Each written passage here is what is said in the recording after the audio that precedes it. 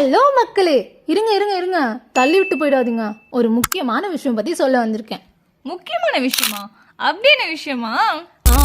அவசரப்படாதீங்க, சொல்ல தானே வந்திருக்கேன். சரி சொல்றேன் கேளுங்க.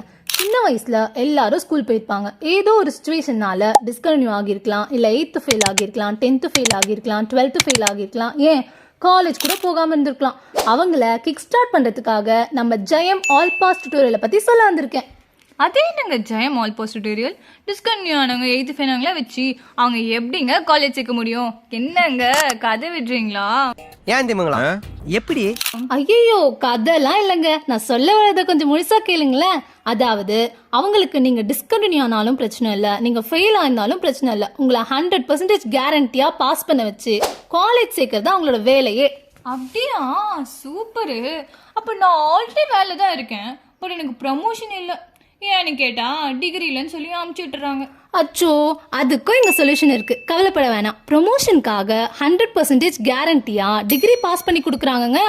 அப்படியா? அப்ப நானும் மேனேஜர் ஆயிடலாமா?